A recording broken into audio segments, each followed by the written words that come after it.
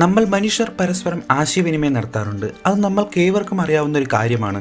മനുഷ്യർക്ക് ആശയവിനിമയം നടത്താനുള്ള കഴിവുള്ളത് കൊണ്ട് തന്നെയാണ് ഞാൻ ഈ വീഡിയോ ക്രിയേറ്റ് ചെയ്തതും നിങ്ങൾ ഈ വീഡിയോ കണ്ട് അതിലെ കാര്യങ്ങൾ മനസ്സിലാക്കുന്നതും. പക്ഷേ മനുഷ്യർക്ക് മാത്രമാണോ കമ്മ്യൂണിക്കേറ്റ് ചെയ്യാനുള്ള കഴിവുള്ളത്? അല്ല, പല മൃഗങ്ങളും പല രീതിയിൽ കമ്മ്യൂണിക്കേറ്റ് ചെയ്യാറുണ്ട്. അതും നമ്മൾക്ക് അറിയാവുന്നൊരു കാര്യമാണ്. പക്ഷേ സസ്യങ്ങളും കമ്മ്യൂണിക്കേറ്റ് ചെയ്യാറുണ്ട് എന്ന് ഞാൻ പറഞ്ഞാൽ നിങ്ങൾ വിശ്വസിക്കുമോ? അതെ, welcome to Sai Mallu.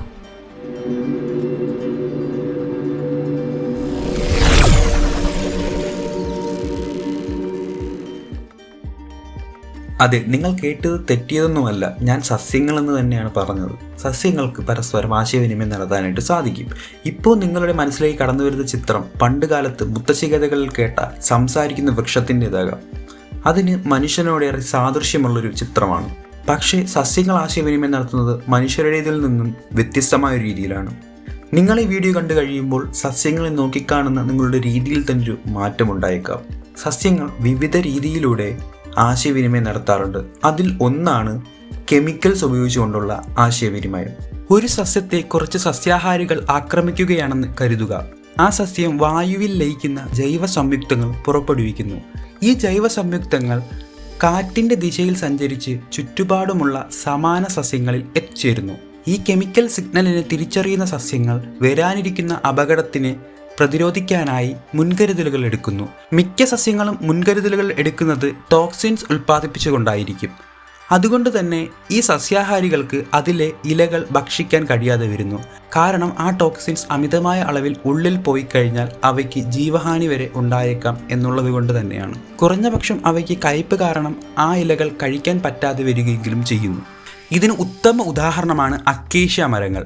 ജിറാഫുകൾ acacia മരത്തെ ആക്രമിക്കുമ്പോൾ അത് ഇതുപോലെയുള്ള വായുവിൽ ലയിക്കുന്ന ജൈവ സംയുക്തങ്ങൾ പുറപ്പെടുവിക്കുന്നു.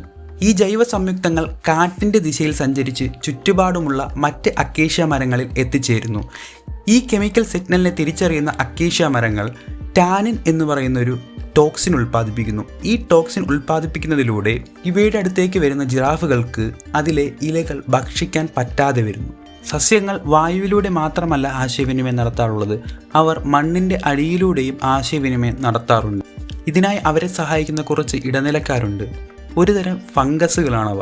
മൈക്കോറൈസൽ ഫംഗൈ എന്നാണ് അവ അറിയപ്പെടുന്നത്. ഈ ഫംഗസുകൾ അവയുടെ ശരീരത്തിൻ്റെ ഭാഗമായ നാരുപോലെയുള്ള സ്ട്രക്ചർ ഉപയോഗിച്ച്, അതായത് ഫംഗൽ ഹൈഫൈ ഉപയോഗിച്ച് സസ്യങ്ങളുടെ വേരുകളെ തമ്മിൽ കണക്ട് ചെയ്യുന്നു. ഇത് ഒരേ സമയം ഒരുപാട് സസ്യങ്ങളെ തമ്മിൽ കണക്ട് ചെയ്യുന്നു. ഈ ഫംഗസുകൾ മണ്ണിനടിയിലെ ഒപ്റ്റിക്കൽ ഫൈബർ കേബിളുകളെ പോലെ പ്രവർത്തിക്കുന്നു. പക്ഷെ നമുക്ക് ഈ ഫൈബറുകൾ കാണാനായിട്ട് സാധിക്കില്ല, കാരണം അവ അത്രമാത്രം ചെറുതാണ്. ഫംഗസുകൾ വൃക്ഷങ്ങളെ ബന്ധിപ്പിച്ചുകൊണ്ടുണ്ടാക്കുന്ന ഈ നെറ്റ്വർക്കിനെ വിളിക്കുന്ന പേരാണ് വുഡ് വൈഡ് വെബ്. ഈ ഫംഗൽ നെറ്റ്വർക്കിലൂടെ സസ്യങ്ങൾ ജലവും മറ്റ് ന്യൂട്രിയൻസും പങ്കുവയ്ക്കുന്നു.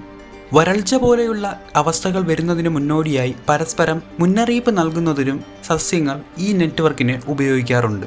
സസ്യങ്ങളുടെ വേരുകൾക്ക് നേരിട്ടെത്താൻ കഴിയാത്ത ഇടങ്ങളിൽ നിന്നും ന്യൂട്രിയൻസിനെ അബ്സോർബ് ചെയ്യാനായിട്ട് അവ ഈ ഫംഗൽ നെറ്റ്വർക്കിനെ ഉപയോഗിക്കാറുണ്ട്.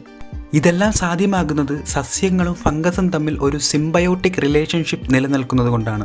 സിംബയോട്ടിക് റിലേഷൻഷിപ്പ് എന്ന് വെച്ച് കഴിഞ്ഞാൽ പരസ്പര സഹായത്തോടു കൂടിയുള്ളൊരു ബന്ധം. ഫംഗസുകൾ സസ്യങ്ങളെ മേൽപ്പറഞ്ഞ രീതികളിലൂടെ സഹായിക്കുമ്പോൾ സസ്യങ്ങൾ പകരമായി ഫംഗസുകൾക്ക് ആവശ്യമായ കാർബോഹൈഡ്രേറ്റ്സ് നൽകുന്നു. ചില സസ്യങ്ങൾ ചില ജീവികളെ കാവൽക്കാരായി നിർത്തുന്നതിനായി അവയുമായിട്ട് ബന്ധം സ്ഥാപിക്കാറുണ്ട്. അക്കേഷ്യ മരങ്ങൾ ഉറുമ്പുകൾക്ക് കഴിക്കാനായി മധുരമുള്ള ഒരുതരം ദ്രാവകം ഉൽപ്പാദിപ്പിക്കുന്നു.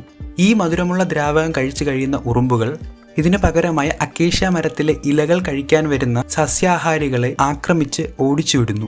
എത്ര അത്ഭുതകരമാണല്ലേ നമ്മുടെ പ്രകൃതി! സൂക്ഷ്മമായി വീക്ഷിച്ചാൽ പല അത്ഭുതപ്പെടുത്തുന്ന കാഴ്ചകളും നമുക്ക് കാണാനായിട്ട് സാധിക്കും. ഇനി നിങ്ങൾ സസ്യങ്ങളെ കാണുമ്പോൾ ഒന്ന് ചിന്തിച്ചു നോക്കണം, സസ്യങ്ങൾക്കും ജീവനുണ്ട് എന്ന്.